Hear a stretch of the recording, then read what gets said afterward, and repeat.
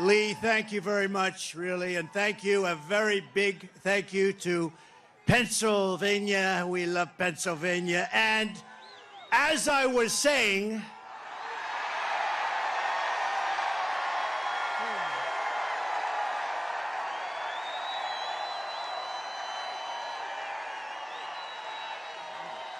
oh, I love that.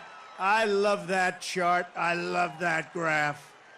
Isn't it a beautiful thing? But also beautiful because look at the number. That's the day I left office. It was the lowest Border Patrol, the lowest it's ever been. Illegal immigration. Today it's out of control. But I love it for other reasons, too. You know that. So thank you very much. And thank Lee and what Lee has done with that song. And it's such an honor to have it. I want to just let you know that tonight I return to Butler in the aftermath of tragedy and heartache to deliver a simple message to the people of Pennsylvania and to the people of America.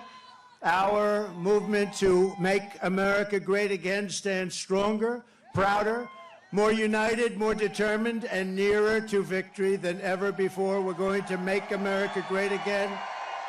Going to win the election. Going to win the election. And to all Americans, whether you are Republican, Democrat, Independent, Conservative, or Liberal, or you have no label whatsoever, it makes no difference. Our movement, it belongs to you. It belongs to our country. It belongs to our country. And together, in just 1 month, we are going to usher in a new golden age of American security, prosperity, sovereignty, and freedom for our citizens of every race, religion, color, and creed. Exactly 12 weeks ago this evening on this very ground, a cold-blooded assassin aimed to silence me and to silence the greatest movement, MAGA, in the history of our country. MAGA. We love MAGA. For 16 harrowing seconds during the gunfire, time stopped as this vicious monster unleashed pure evil from his sniper's perch, not so far away. But by the hand of Providence and the grace of God, that villain did not succeed in his goal, did not come close. He did not stop our movement. He did not break out our spirit. He did not shake our unyielding resolve to save America from evils of poverty, hatred, and destruction. Yet we are here this evening in record numbers. This is a big crowd. This is a big one. This is a big one. Not only to mark the triumph of American spirit, but over, and you know that this is really, truly, in the truest sense, spirit over evil and adversity, but also to pay tribute to some of the best and bravest we have ever known.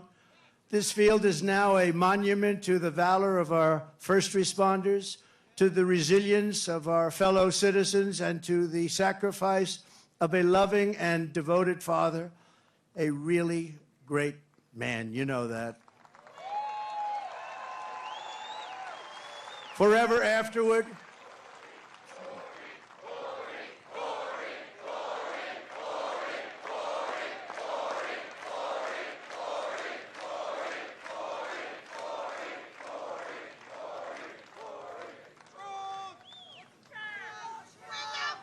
forever after, all who have visited this hallowed place will remember what happened here, and they will know of the character and courage that so many incredible American patriots have showed and know, and they know it at a level never seen before, probably. First, I want to thank the men and women of the U.S. Secret Service who threw their bodies on top of mine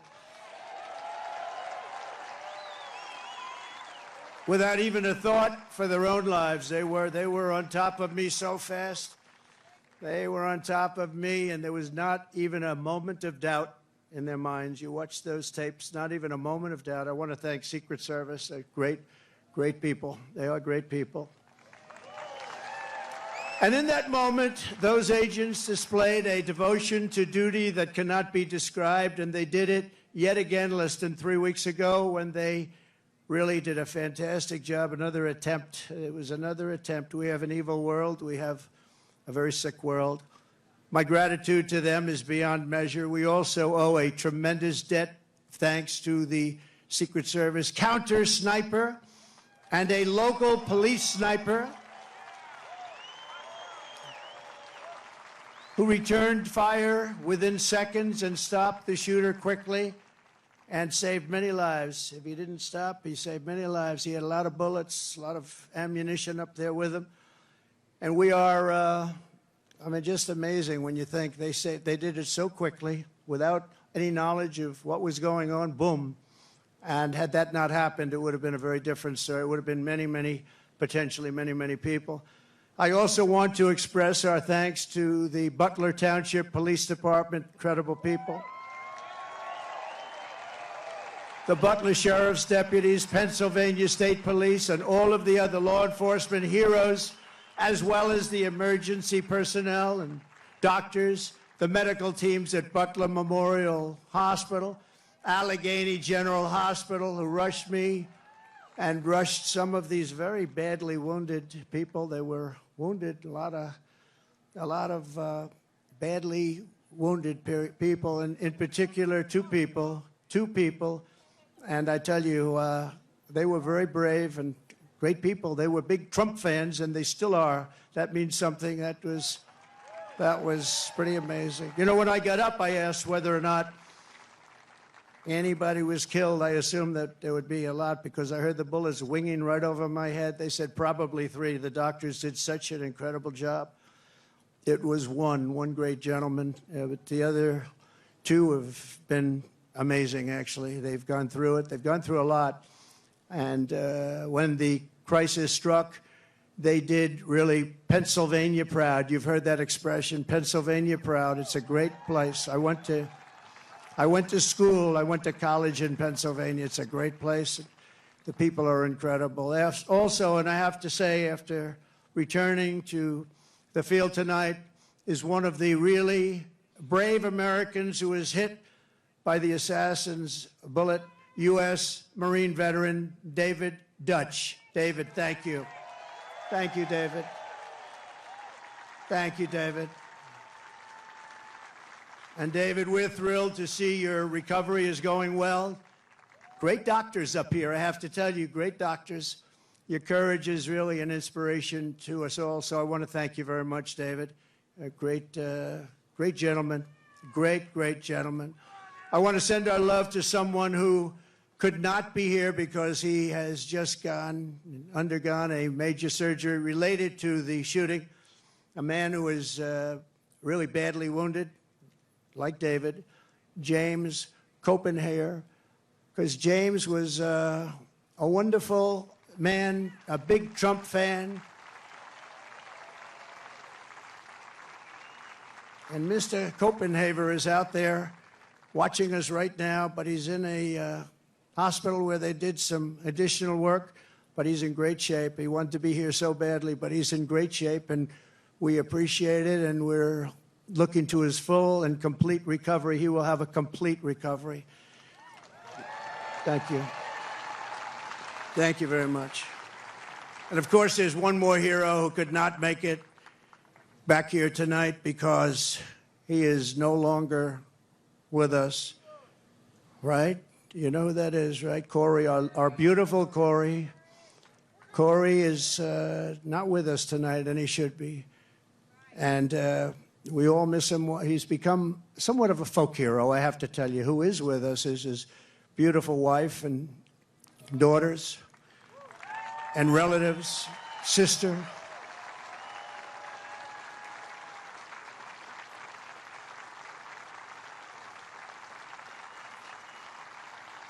Please, where are you? Where are they sitting?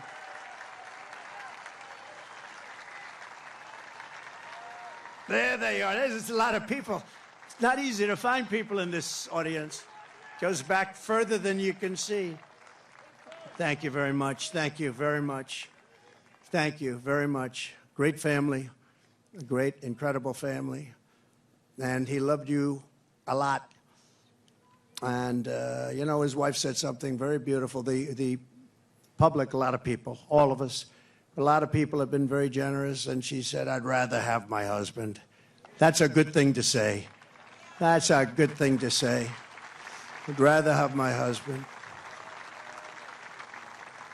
Corey Comparator was an incredible husband and father, a devout Christian, a veteran, and a proud former fire chief, very respected within the town. Everybody knew him. Few men volunteered to run into fires, but Corey was one of those who did. He ran into fires. I spoke to people that were this guy would do anything. He was brave, right? Brave guy like you. And he was also a protector who put his life on the line for others, and he loved doing it. And when the sound of gunshots pierced the air on that July evening, Corey leapt into the fire one more time.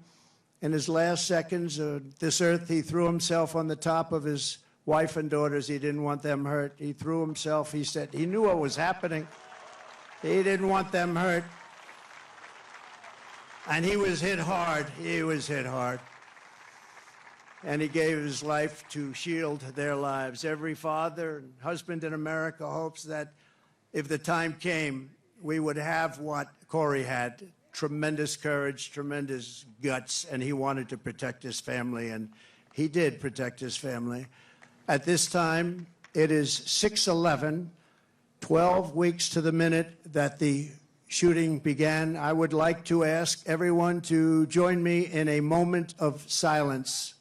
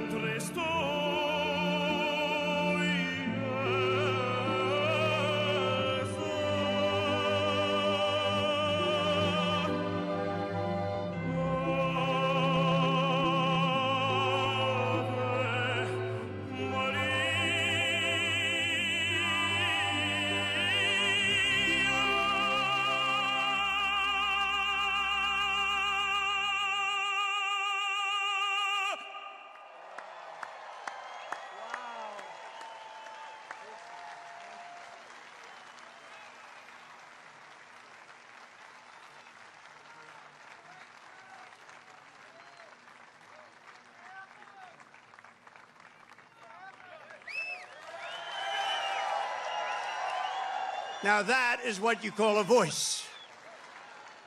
One of the greatest opera singers in the world, and Christopher Macchio, who's truly a great talent, is going to be back when I leave, and I'm going to stay backstage watching every song. He's going to sing 3 or 4 great songs, Nessa Dorma and others.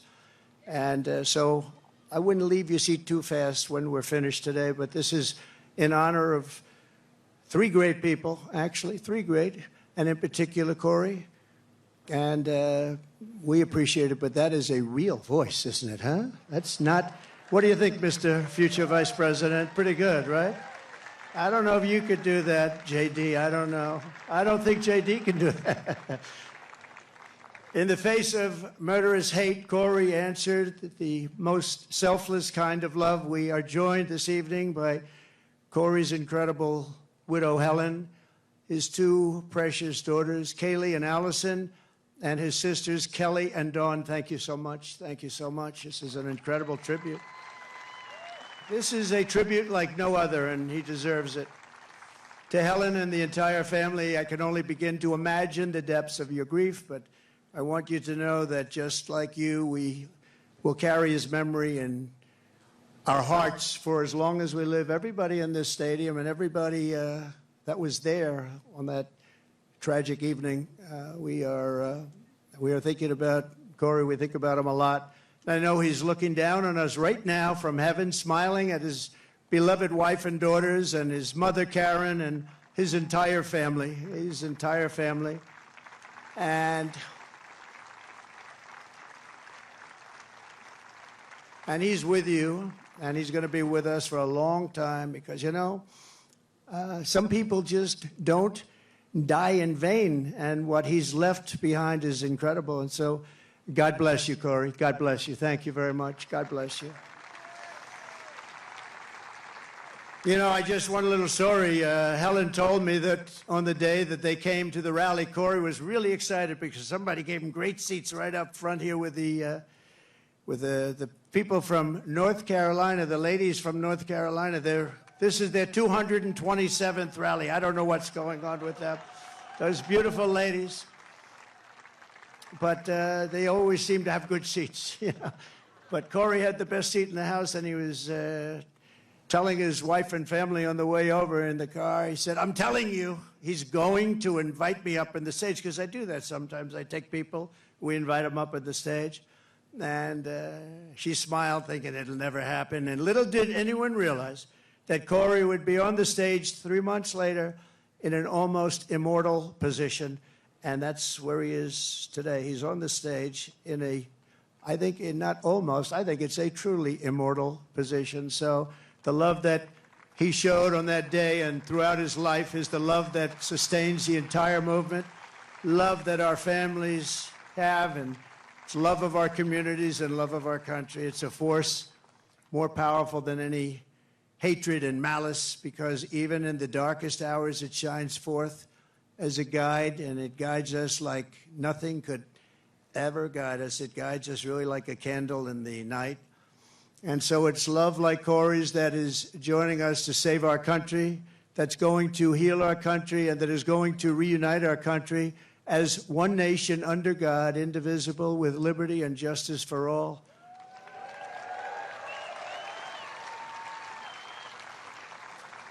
So what our opponents have never understood is that this movement has never been about me. It's always been about you. It's been about a lot of people, millions and millions of people, the biggest ever in the history of this country, maybe anywhere. And everyday people who are the heart and soul of our country. They love our movement, they love our country, and they know they're doing right. Your hopes are my hopes, your dreams are my dreams, and your future is what I am fighting for every single day.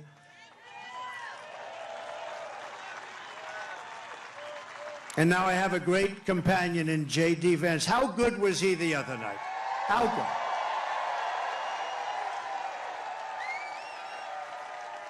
He was great.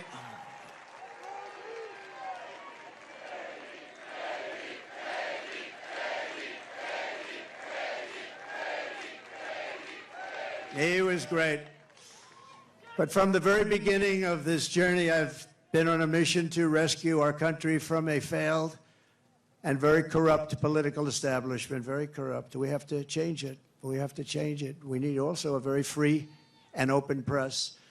and to give it back to the country you believe in and I believe in. It's a country that we were born in and the country that you deserve. You deserve this. In that mission, I will never quit. I will never bend. I will never break. I will never yield, not even in the face of death itself.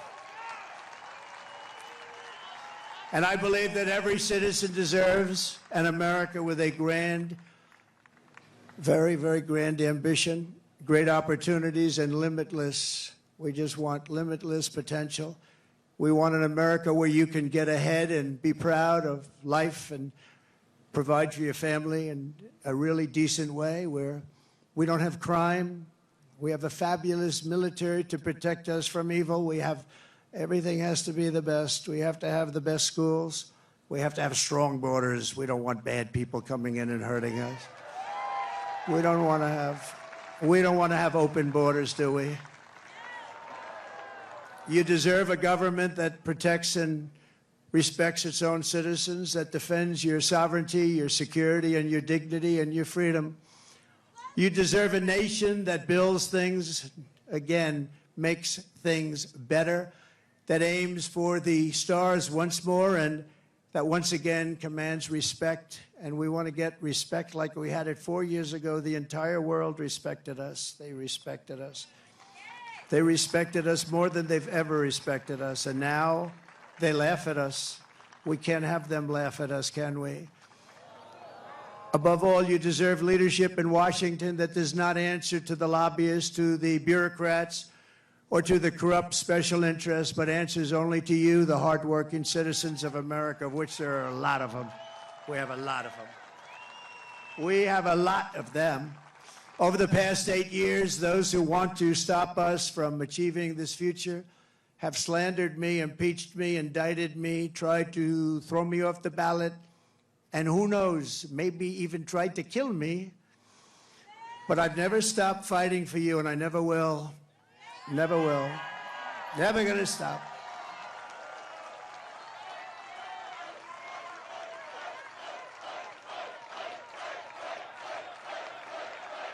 Thank you. Thank you.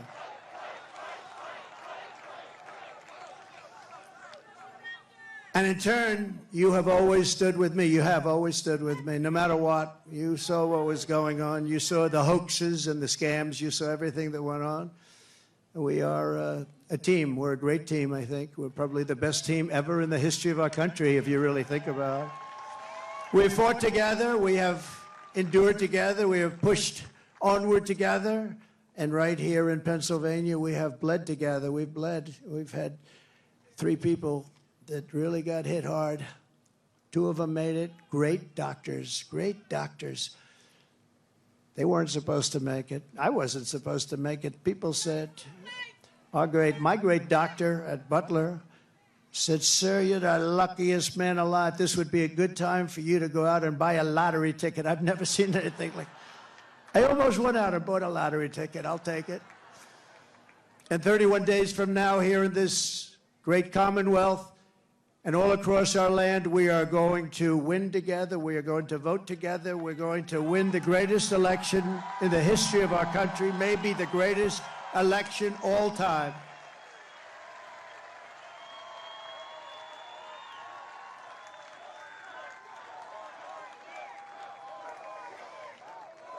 After we all have been through all of this together, nobody's gone through what we've gone through. Nobody. Because I go through it, you're going through it too. But there's never been anything like this. You know, I always say there's an enemy from within and there's an outside enemy.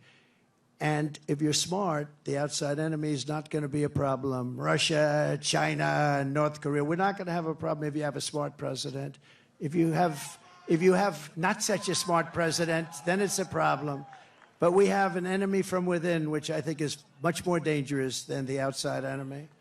We stand on the verge of the 4 greatest years in the history of our country. We can make these the 4 greatest years. We'll turn it around so fast that your head will spin.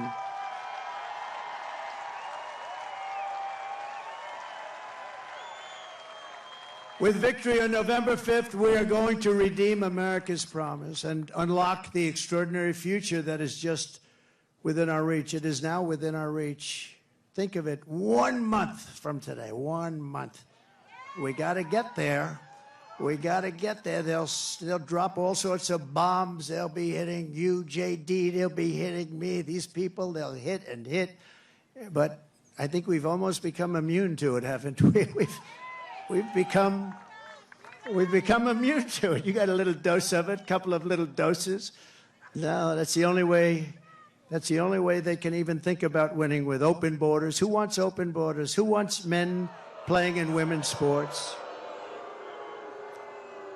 Who wants sex change operations for illegal aliens in holding bins? No, I don't think so.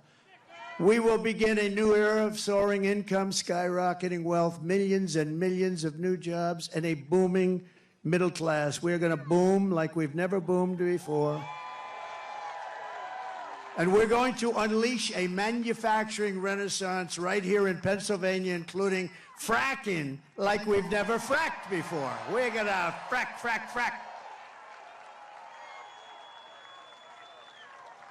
You know, our opponent said, there'll be no fracking, no fracking. We'll never frack, we'll never frack. Then she started seeing poll numbers, by the way. And by the way, speaking of poll numbers, do you mind if I mention poll numbers? Because I only mention them when they're good. I'd never mention it. But one that's hit me really amazingly, Rasmussen, very highly respected poll. JD, it just came out. I don't think you heard this one, but this is a shocker. You know, they always say the Democrats will win the Hispanic vote, but we've been creeping up rather rapidly. And Rasmussen is one of the most respected polls. I mean, Republicans would get 4, 5, 6, 9, 10%. They just came out with a poll, 62% for Trump. Think of that. Think of that. And 34% for Kamala. I don't usually use her last name because nobody knows who I'm talking about. I go, Harris, Harris. They say, who's Harris? It's happening all the time. Who's Harris?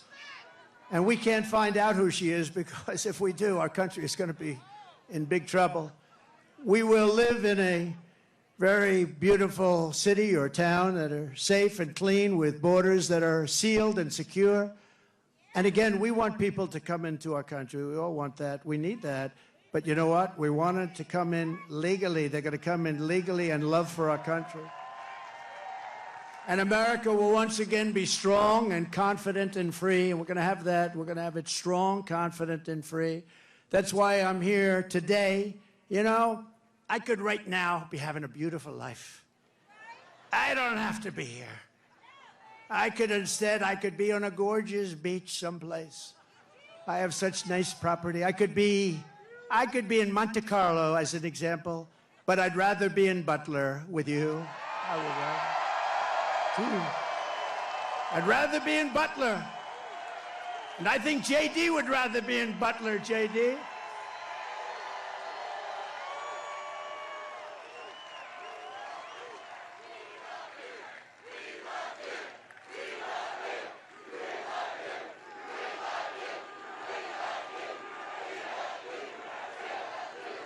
No, I'd rather be here, because we're doing something. You know, they got a lot of rich guys that go, nobody cares about them. I had one about a month ago, very, very rich guy, and he called me up. He said, President, I've known him for a long time. I don't say how long because I don't want my wife to hear that number. It's a long time. But he's very successful, and he said to me, sir, could you do me a favor? The guy's worth billions of dollars. He said, could you do me a favor? I can't get into a restaurant. Do you think you could call them to get me in? And I said, what the hell is the good of being rich if you can't get into a restaurant, right? And I called the maitre d'. Hi, I'm a little embarrassed. Hi, this is Donald Trump. I recognize your voice. I said, would you do me a favor? A friend of mine is online about a mile back. This is a very successful restaurant. And he's got his wife. I described the wife. Could you possibly go get them? Could you go get them and bring them in? And he did. And my friend called me up the next day. He said, thank you very much. Thank you. Oh, doctor, please. Doctor in the house. Thank you. Thank you. Thank you very much, doctor. Yeah, thank you. Take your time, doctor, please. We got plenty of time, right? We got a lot of time.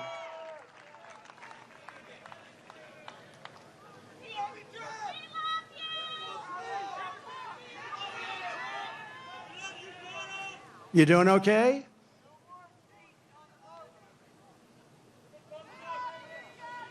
Take your time. We've got to protect our people, right? Take your time.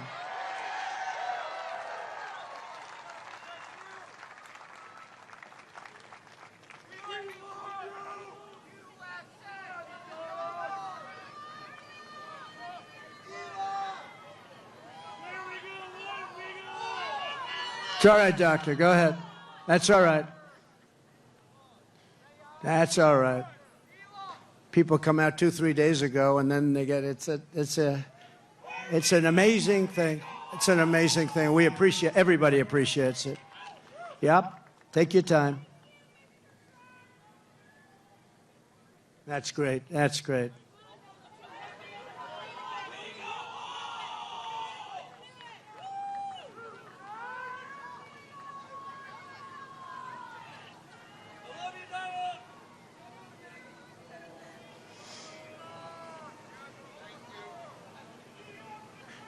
Do we have the greatest people in the world? We have the greatest people in the world. First responders, thank you very much.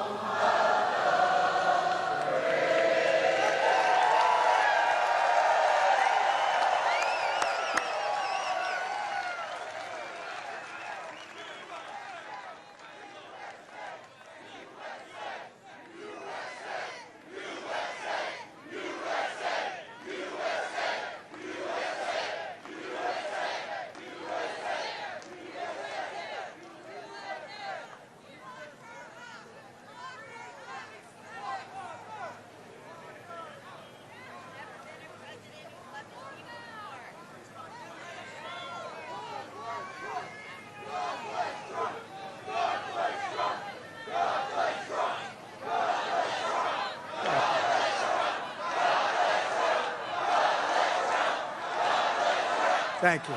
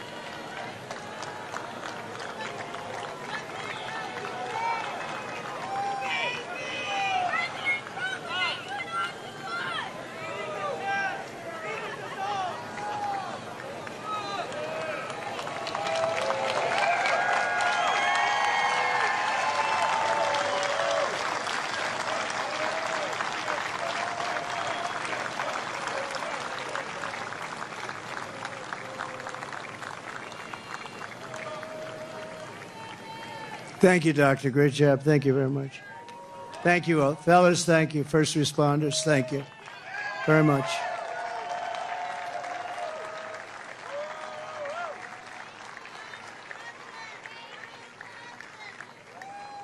People are here for a long time, and we appreciate it very much. And so sometimes that happens. A lot of times that happens, actually.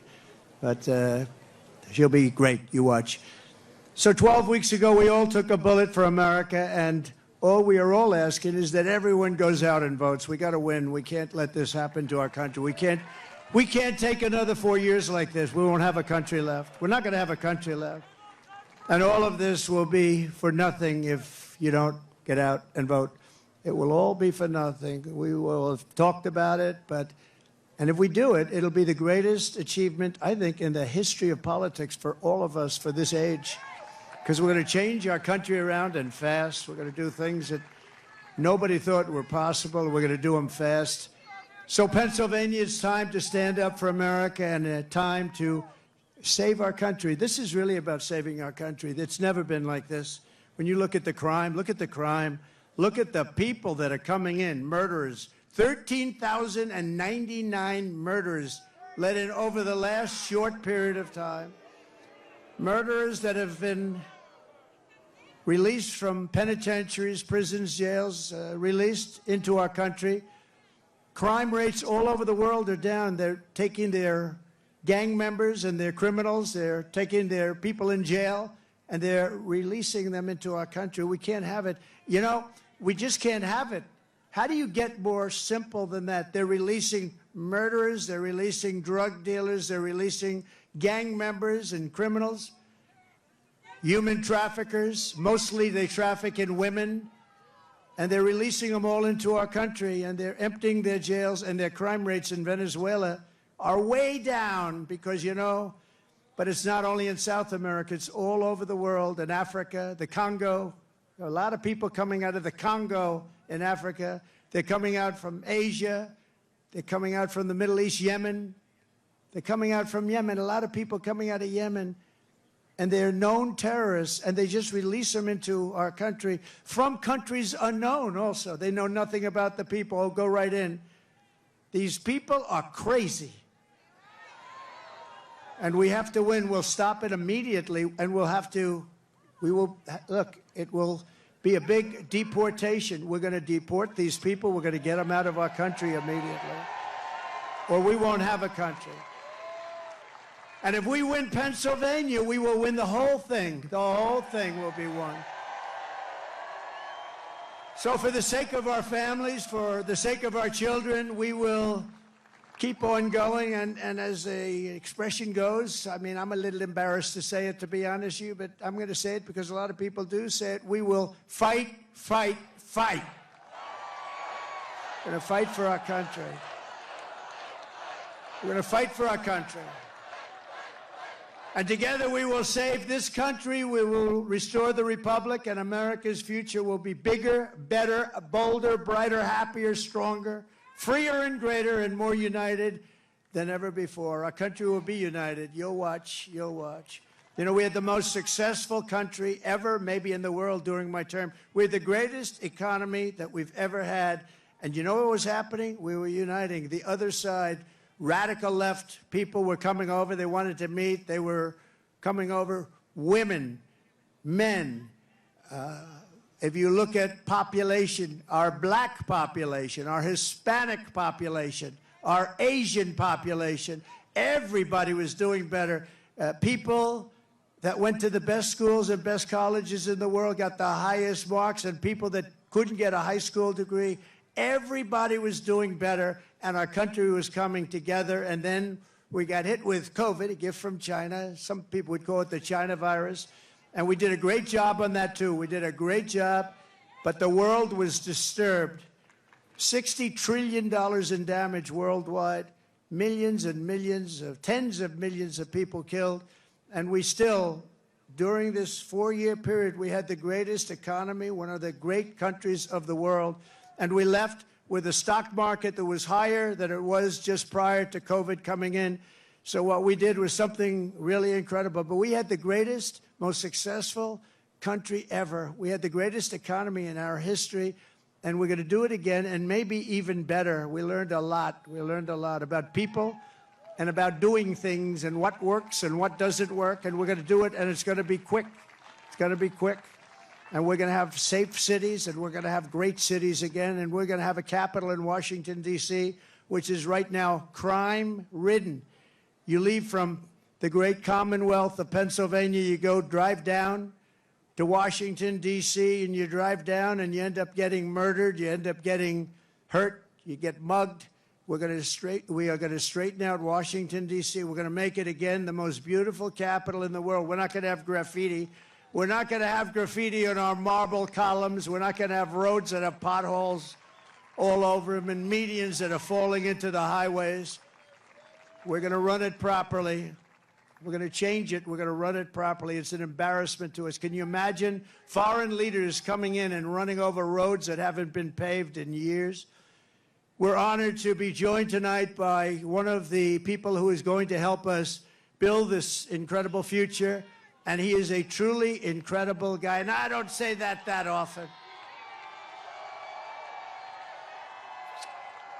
He's a great gentleman. He's done such an unbelievable job for North Carolina, for Georgia, for Alabama, for Florida, for Tennessee.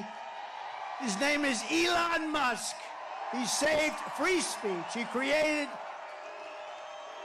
so many different great things. Where is he? Come on up here, Elon.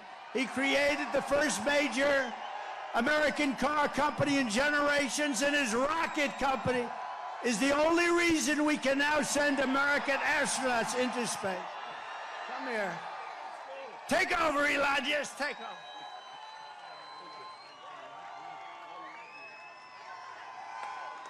Hi, everyone.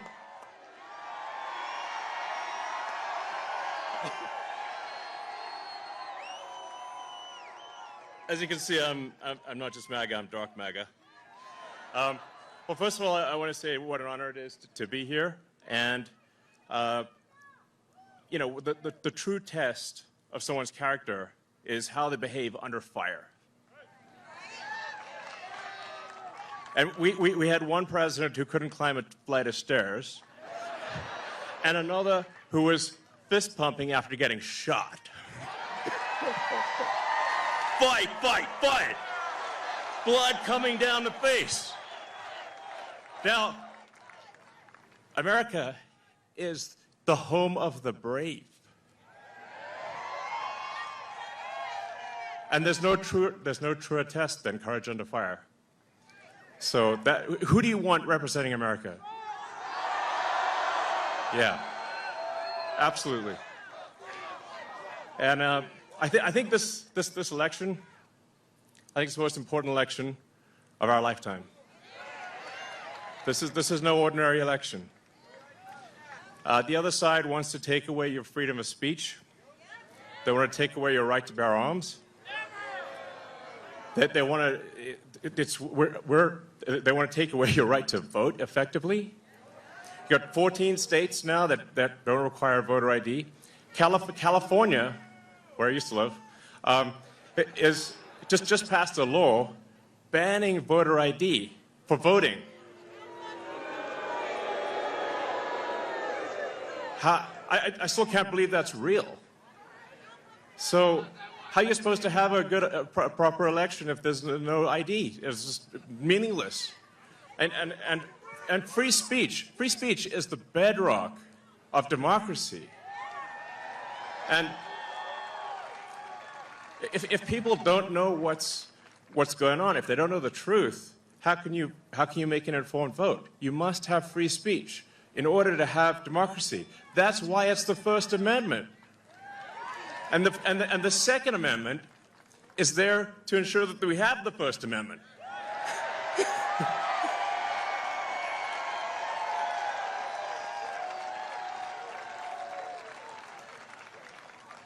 President Trump must win to preserve the Constitution. He must win to preserve democracy in America.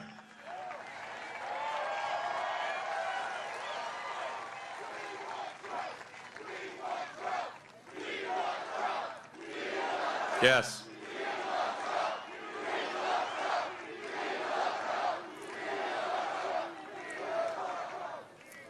This is a must-win situation. Must win. So I have one ask for everyone in the audience, everyone who watches this video, everyone in the live stream. There's one request. It's very important. Register to vote. Okay? And get everyone you know and everyone you don't know, drag them to register to vote. There's only 2 days left to register to vote in Georgia and Arizona. 48 hours. Like, text people now. Now. Oh, and then make sure they actually do vote. If they don't, this will be the last election. That's my prediction. Nothing's more important. Nothing's more important. So get everyone you know. Everyone. So I'm speaking to people out there. Everyone in the crowd, I think, is already convinced. But for people out there that are watching the video, watching the live stream, you need to get everyone you know, at work, your friends, family, text groups, your social media, everything. Get them to register to vote right now. Only 2 days left for Georgia and Arizona. Only a couple weeks left in Pennsylvania. And if they're not registered to vote, it doesn't matter at that point. Register to vote. I'm being repetitive for a reason, okay? So nothing is more important. And a lot of people think maybe their vote doesn't count. Well, it does, okay? It does. It matters. And this election could be decided by 1,000 votes, 500 votes. A tiny margin. So get everyone you know to register to vote. I believe that's swapthevote.com. I believe that's the site. And double check that your registration is good. Don't take it for granted.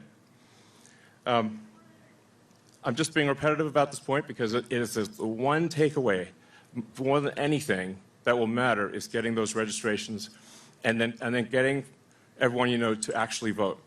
That is what will decide this election, especially in Pennsylvania.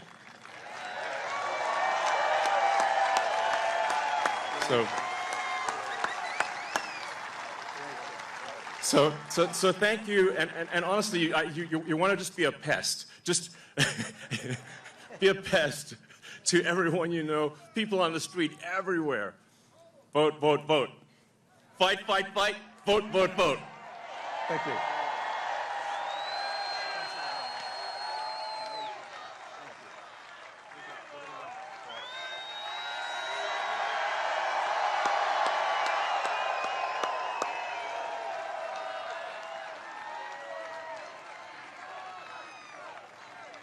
What a great guy. And he'd rather be making rocket ships, because he'd really rather do that.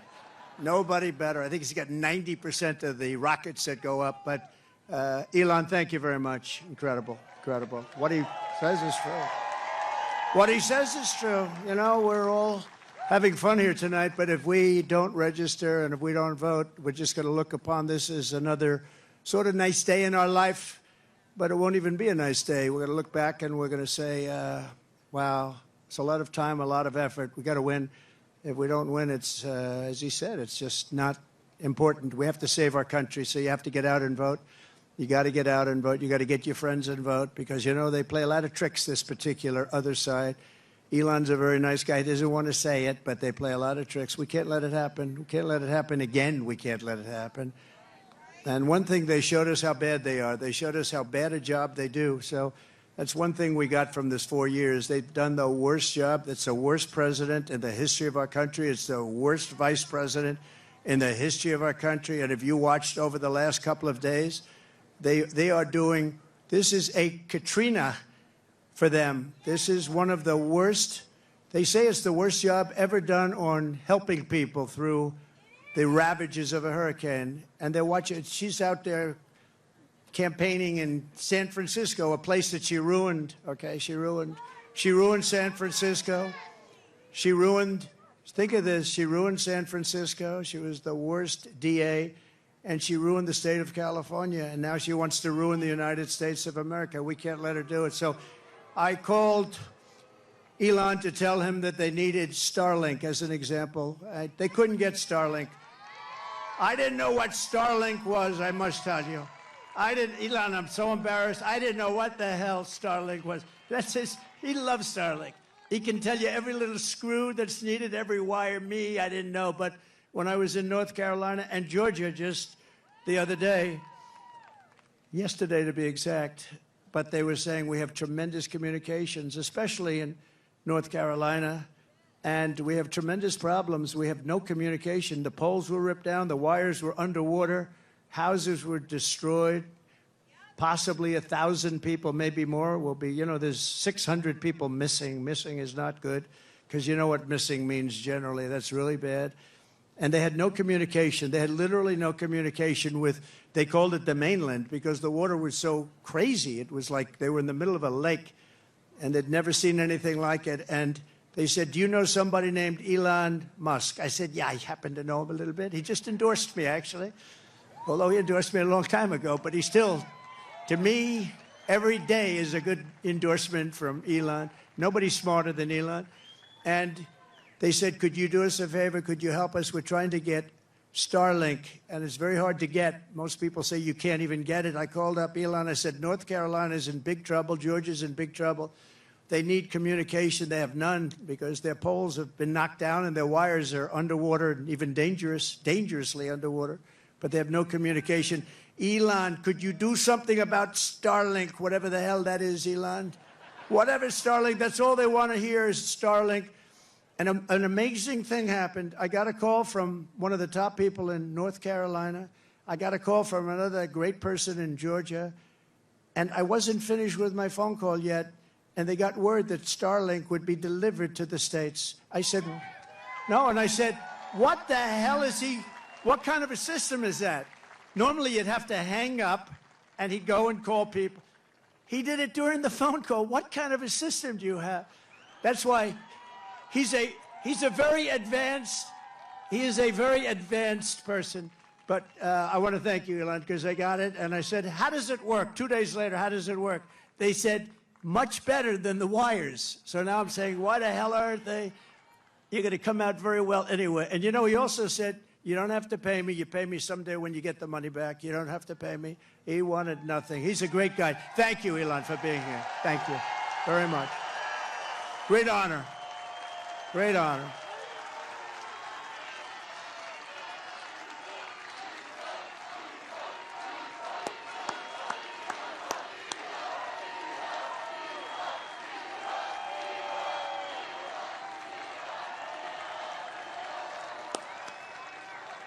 Thank you, Elon. And that's heartfelt. I can't even see the end. That's a lot of people here today. We're also joined by a great gentleman, a top, brilliant student. He went to a tremendous college, and he graduated right at the top of his class. In 2 years, I didn't know you could do that. It's 4-year college. Then he went to the military. Then he came out, and he did fantastically inside the military. Then he came out. He went to Yale.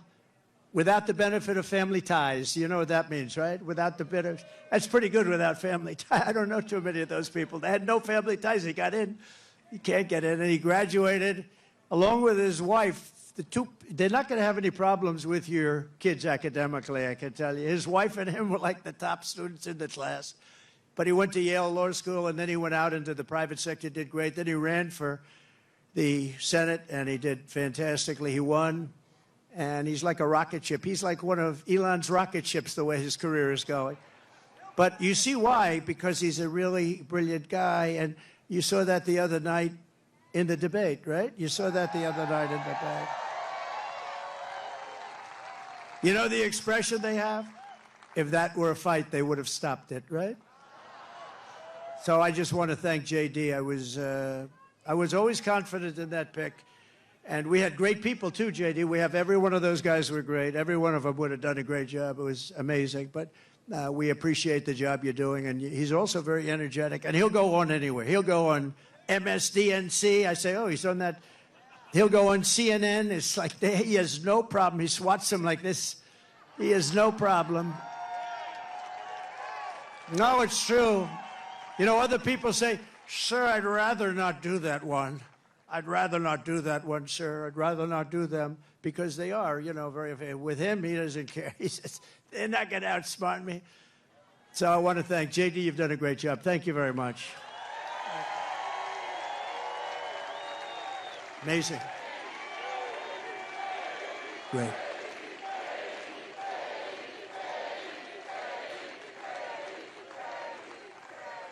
We have a lot of senators and a lot of people from Congress. I'm going to introduce a few of them that are really outstanding, and they are warriors and they're great patriots. Senator Eric Schmidt. Where's Eric Schmidt? He's around here someplace. Nice, tall, handsome guy.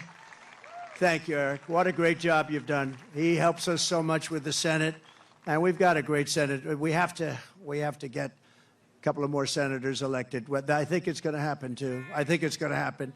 We have members of Congress here. Dan Muser. Dan, where's Dan? Great. Great job. Real warrior. These are warriors. Guy Reschenthaler. That's the hardest name in the Senate to pronounce, but I've learned how to pronounce it. Guy, thank you very much. Great. Where's Guy? Guy, thank you very much, Guy. Glenn G.T. Thompson. Fantastic guy. Thanks, Glenn. Great job. John Joyce. Thank you, John. Great.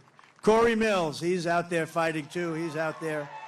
He is out there in North Carolina, Georgia. He's out there helping people. Mike Waltz, who's a tremendous national security asset. Thank you, Mike. Thank you, Mike. Okay, and a man who was my doctor. I got to know him as a doctor in the White House, right? And then before that, he was actually an admiral, and then he went to the White House. He was a great admiral. He was a great doctor. And I love him for one reason. They asked him in the White House, the press, the fake news media said, who is the most? He was the doctor for Obama, Bush, and Trump. That's pretty good, right? White House doctor for the three of us. He said, the press, who is the healthiest of the three? He said, definitely it's Donald Trump. There's not even a contest. And I love that guy. When he said that, JD, when he said that, I said, I like this guy. So then he said, sir, he was leaving the White House. He said, I'd love to run for Congress. And he ran against 28 people. They were all running for the Republican primary because whoever won that primary is going to win. I think it's a Trump plus 48. Whoever wins gets 48 point start. And not only did he win, he won easily. And now he's one of the most popular people in Congress and one of the most talented, maybe more importantly. Ronnie Jackson. Ronnie? Where's Ronnie? Where is he? Oh, good. Thank you, Ronnie. And you got a lot of talent surrounding you there. I think it's very important also. We're here for a reason, and that's to win and to honor Corey. But Corey wants us to win, too. And there's a man in the audience that's been very much a career path, a little bit like J.D., a great student, great talented student, and fantastic in the military, then went out to be a tremendous success, one of the most successful people on Wall Street, actually. And he's tough and he's smart, and he's going to make sure you always have fracking in Pennsylvania. And he's going to make sure you have many other things other than fracking. You have a senator that now does nothing. He does nothing. And he doesn't fight for you. He votes with Biden, if you can believe it, like 100% of the time. But this guy, and we're lucky that he does it. I don't know. He might not have done it if he had it to do again. I don't know. But I think he's just one of the most outstanding people anywhere in the country to run for office. And we're lucky that he's doing it, and he's got a real shot. He's doing very well in the polls. It's hard to beat somebody that's been there a long time, but this is somebody that's been there a long time and did nothing. He did nothing. And his name is David McCormick, and he's great, and I hope he's going to be your next senator.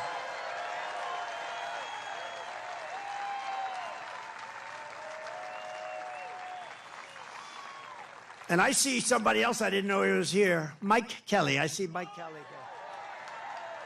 Stand up. Oh, boy, am I lucky. Am I lucky I spotted him? If I didn't spot you, Mike, I was in big trouble, right? This is a man who's beloved in this state, and he's fantastic. So thank you, Mike. Thank you. We also have some terrific people from law enforcement. Butler County Sheriff Mike Sloop. Thank you, Mike. Great job. Thank you. Thank you, Mike. Thank you for your help, too, I could tell you. Thank you for your help. I can say that. Thank you very much.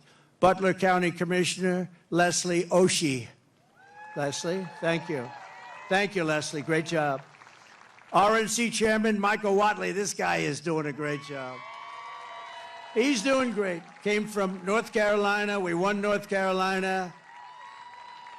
He kept their cheating down to a minimum, and we were able to win it, and we were solid all night long. And he's great, but if we don't have good results by the 6th of November, I will never say that about him again. No, he's a great guy. He's working very hard.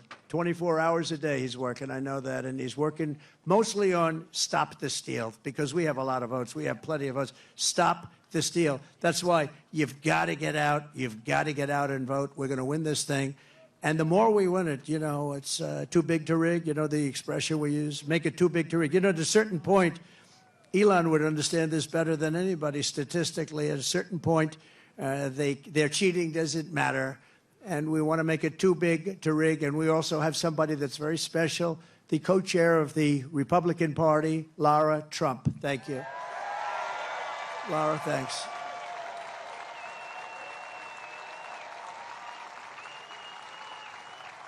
And, you know, oftentimes with families, they say, oh, you know, why did you put that one in or this one in, and all the different people. So many people have problems with that. In her case, everyone said, how the hell did you get her to do it? She has been unbelievable, so thank you very much. Comes from North Carolina, and I have a feeling she's going to be spending some time down there a little bit. And she's married to my wonderful son, Eric, who's right here. So, Eric, please stand up.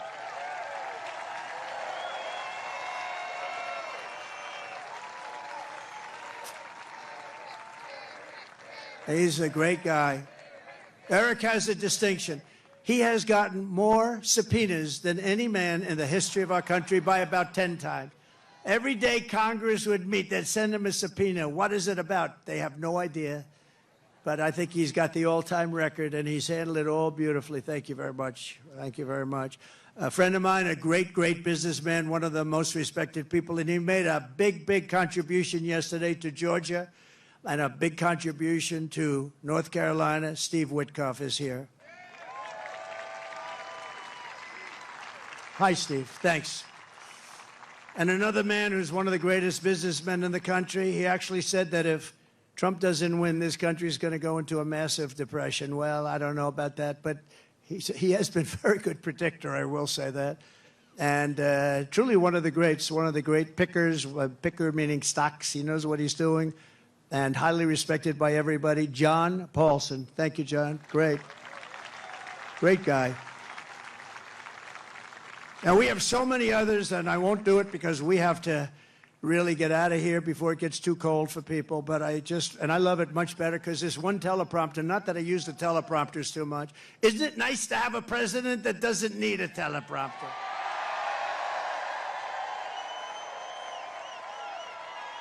No, we don't need it. But this one was right smack in the sun. Great job back there, fellas. They said the teleprompters are working fine. Well, thank goodness. Did you see what happened the other day with the teleprompter with her? That was not a pretty sight. The teleprompter went off and she went off too. She didn't know what the hell happened. And you know, teleprompters are very dangerous because they go off a lot. You have to be prepared for them to go off cold blank. You'll have 100,000 people, you have 75,000 people, you have this, and if the teleprompter goes off, you got to be able to move. She did not move well. This was not a good situation. But three more heroes from July 13th who rendered first aid to Corey incredibly. Dr. Jim Sweetland.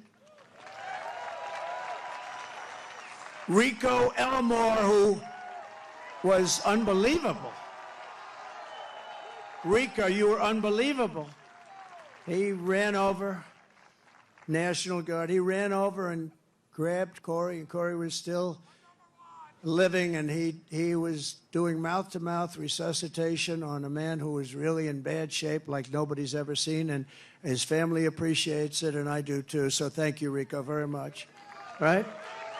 Amazing, amazing, amazing the people that we have. And you learn about them under times like this. That's when you really learn. So we're going to be seeing Rico again. And Ed Shear, fantastic job. Thank you, Ed. We appreciate it. Thank you, Ed. Thank you. Thank you very much, Ed. Great job.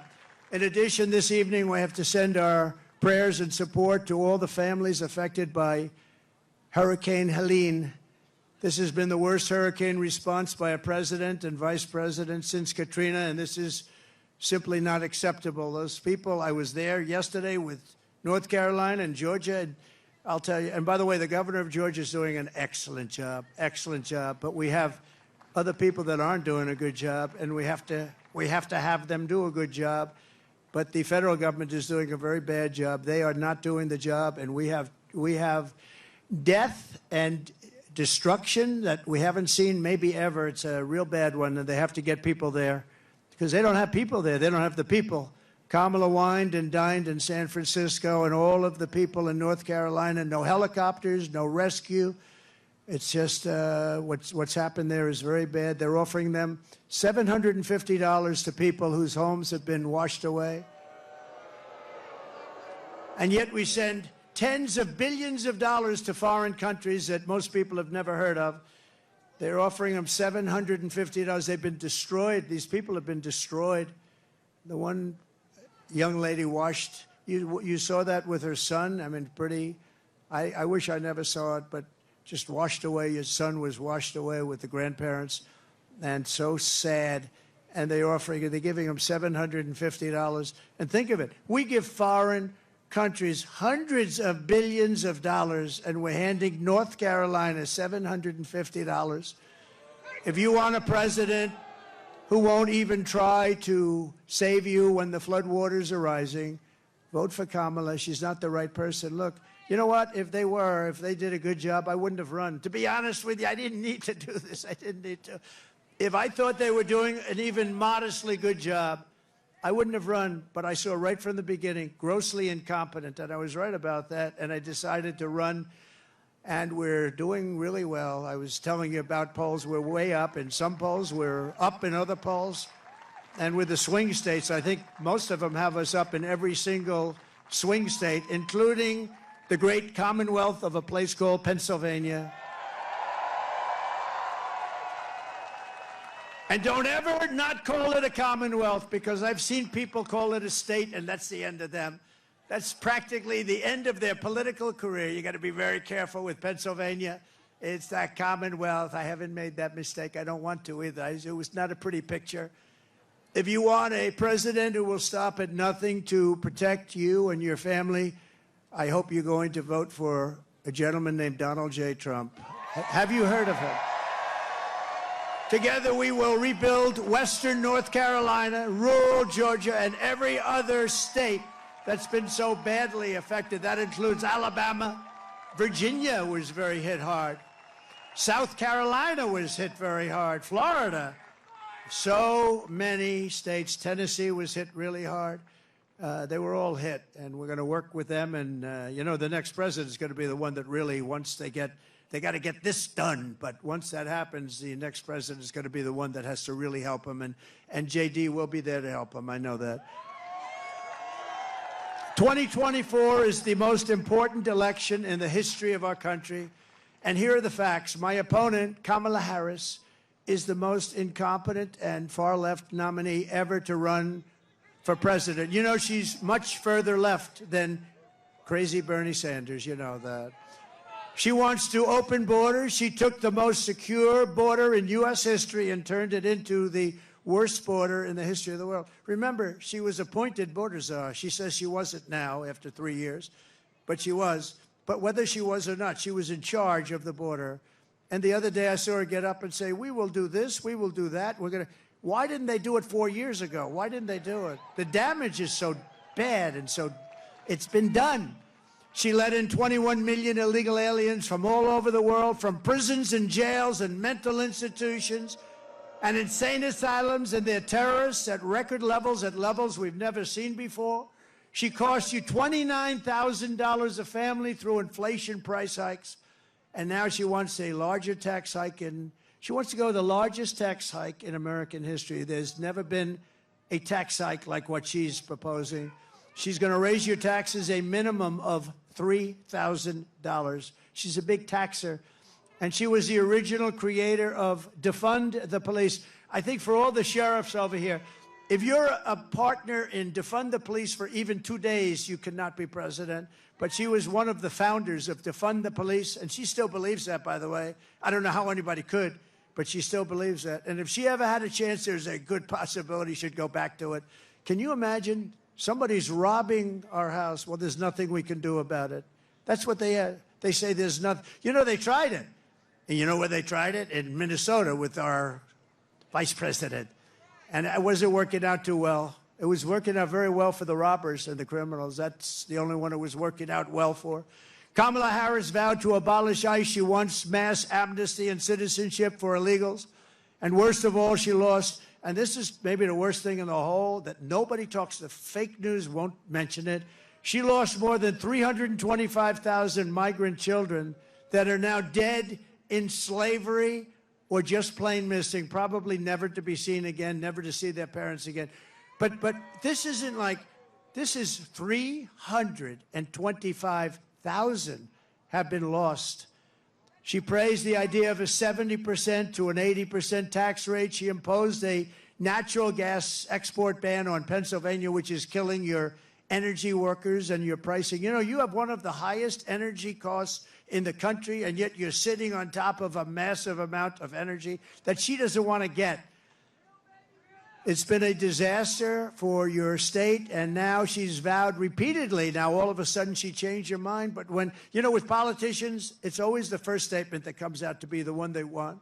So she spent 14 years knocking fracking. We're never going to have fracking. We're not going to frack. All of a sudden, a little while ago, she came out, I love fracking very much. No, she'll go back to it. And she even endorsed free sex changes for illegal aliens in detention at taxpayer expense. I don't think Elon likes that idea. These are not ideas that Elon Musk likes too much. And it was just announced yesterday in California, and he took this one from me. I'm so upset. But think of it, that the far less than average governor, Gavin Newsom, has banned any and all ID requirements from voting and registering to vote. You're not even allowed to mention the fact, Elon, you're not allowed to mention the fact. You can't say, may I see your ID? If you do, it's a criminal act. This is a takeover of the country. You're not allowed to ask for an ID. If you do, it's a criminal count. Other Democrat states are following. This is only so they can cheat. There's only one thing that you do this for, so that you can cheat on elections. There's no other conceivable reason. Kamala Harris is a radical left Marxist. She is a woman that's not respected in Congress. She was laughed at Congress. Nobody thought she could win. You know, they did a coup of Biden. Whether you like him or not, I'm not a particularly big fan, but we had a debate, and the debate ended, and all of a sudden they come to him and they say, we want you out. You're not going to win the election. And he said, I don't want to get out. He got 14 million votes. If you believe in democracy or a system, he got 14 million votes, and she got none. She was the first one out, 22 candidates, and she never made it to Iowa. She quit before Iowa, and now she's running, and that's okay. But, you know, we spent $150 million beating Biden, and as soon as he was down and out for the count, they said, let's take him out. We'll give somebody else to run. Never happened before. We do a lot of firsts, I will tell you. We do a lot of firsts. But she's a person that rated even worse in every statistic than any other senator. She was rated at the bottom of the U.S. Senate. She's destroyed everything she touched. But the good news is that we have a plan to fix it. We're going to fix it. We're going to fix it fast. Nobody is going to stand for open borders. Nobody is going to stand for a bad military. Nobody is going to stand for education that's not proper. We're moving education back to the states. You're going to be running your own education. So we have, you know, in education, so important is what's more important than education, but we rank at the bottom of every list. They rank 40 major countries. We're at the bottom. But we're top of the list as the cost per pupil. We spend more per pupil, per student, than any other country anywhere in the world. So we're number one in that, and we're number 38, 39, or 40 every single time. And you have Denmark, you have Sweden, you have Norway, you have China. It's always a top 5. Can you believe it? China's a top 5. That's amazing. But we're going to move our education back to the states. So places like Indiana and Iowa and Idaho and states that you don't even hear too much of because they're so good and so well run, they're going to run their own education. And you know what's going to come out of that? A Denmark, a Norway, a Sweden, maybe, I don't even know, China. Can you imagine China with 1.4 billion people is a top 5, and we're close to 40. We are 40 sometimes. Starting on day 1, I will seal the border and stop the migrant invasion into our country. We will begin the largest deportation operation in the history of the United States. Dwight Eisenhower right now has that record. It's not, and by the way, it's not something I want to do. I dread having to do it, but we have no choice. What they've done to our country is not even believable, especially the criminals, the criminal element that's in our country. And again, all over the world, crime rates are down because they've taken their criminals and they've dumped them into the United States. And you know what? I would have been worse than them. I would have had it done even faster. They've dumped them into the United States of America, and that's what we have. And it's dangerous out there. We're getting them out. We're getting them out quickly. And we will defeat inflation, and we will make America affordable again. And it's going to start with liquid gold. We have more liquid gold, oil, and gas under our feet than any nation in the world, including Saudi Arabia and Russia. We will become energy independent like we were just 4 years ago. You know, 4 years ago, we were energy independent. Can you believe it? And then we were going to become energy dominant. We will be dominant within a matter of months, and we will make so much money. We are going to drill, baby, drill. And we will again open ANWR. Ronald Reagan tried to do it. Every single president from before Reagan tried to do it, and I got it done. ANWR is the largest drilling site anywhere in the world. It could be larger than Saudi Arabia, could be larger than Russia. It's in Alaska. And I got it done, and we worked to get it done. And one of the first things he did was terminate ANWR, and that was going to take care of all of Asia. That was going to make us so much money. We would have paid off debt. You would have gotten, I gave you the biggest tax reduction in history. You would have gotten even a bigger one. You were going to be just very happy. You were going to say, I like that guy very much. 20 million Americans are behind on their electric bills right now. It was just announced. 20 million Americans, they're struggling to pay their monthly bills at a record rate. There's never been anything like it. And it's all because of their anti-U.S. energy regime, which has caused Pennsylvania electricity prices to raise almost 50%. We will cut energy and electricity prices in half within 12 months. We will have your energy prices, your air conditioning, heating, cars if you buy a Tesla, which is good. Which good. We will have your energy prices cut in half. It'll be cut in half within a period of 1 year from January 20th, which is the day we take office. And that's going to save you a lot of money. And that's going to, in turn, bring down the prices of everything. Because, you know, more than anything else, people tell me about the groceries.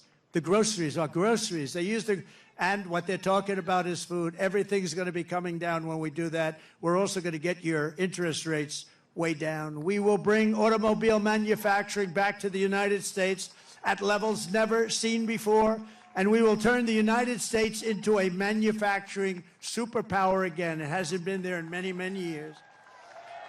We had it started 4 years ago. The centerpiece of my plan for a manufacturing renaissance will be a 15% made in America corporate tax rate. In other words, if you make your product in the United States, you get a rate. So I cut it from 39% to 21%. Everyone said that was impossible. I got it done, and we had the best boom we've ever had. We did more revenue when we had it at 21 than when it was at 39. Think of it, much more. The following year, we did much more.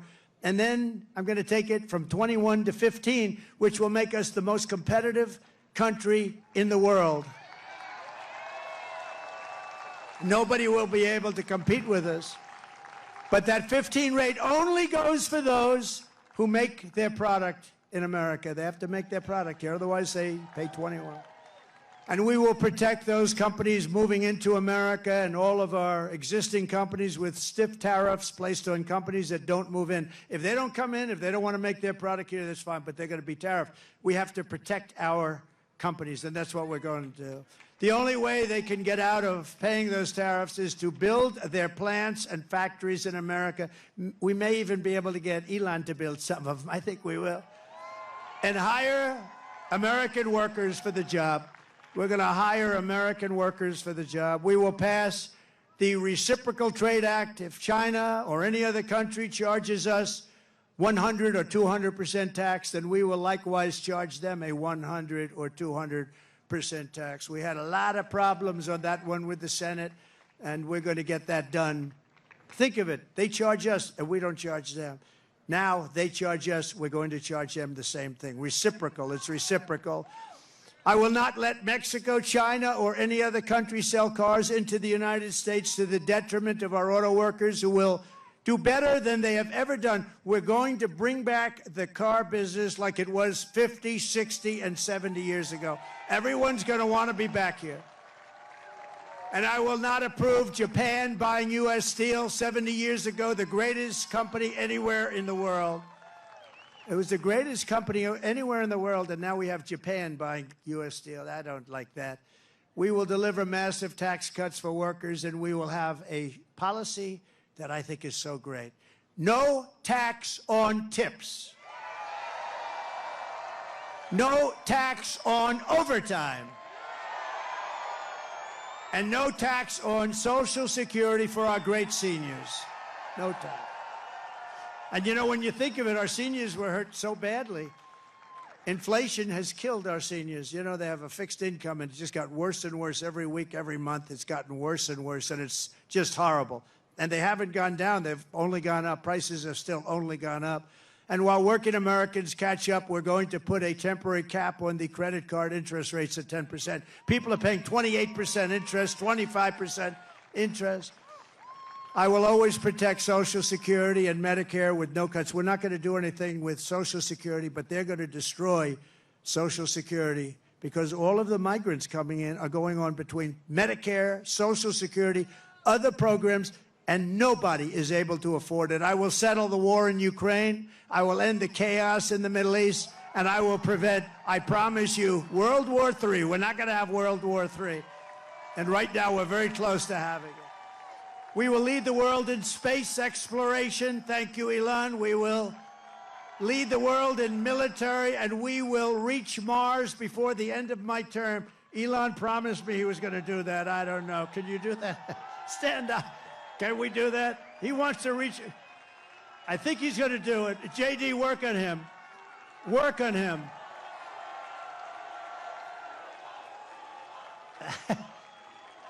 Work on him. JD is working on Elon. Now, he told me that we're going to win, and he's going to reach Mars by the end of our term, which is a big thing. Before China, before anybody, right? And my money's on that guy right there. We will rebuild our cities, including Washington, D.C., making them safe, clean, and beautiful again. And we will keep the U.S. dollar as the world's reserve currency. It's losing right now. It's losing right now, but I'll be able to do it. Other people won't. I'll tell these countries as they leave us I say, you want to do business in the United States? You're going back into the reserve currency. And if you don't, we're going to charge you a big, fat, beautiful tax to do business in the United States. And they're going to say, I want to go back into the U.S. reserve currency. No, we're going to save it. But these people aren't going to save it. They don't know how to talk. They don't know how to think. Together, we will deliver low taxes, low regulations, low energy costs, low interest rates, and low inflation so that everyone can afford groceries, a beautiful car, and a home. Very basic. It's very basic.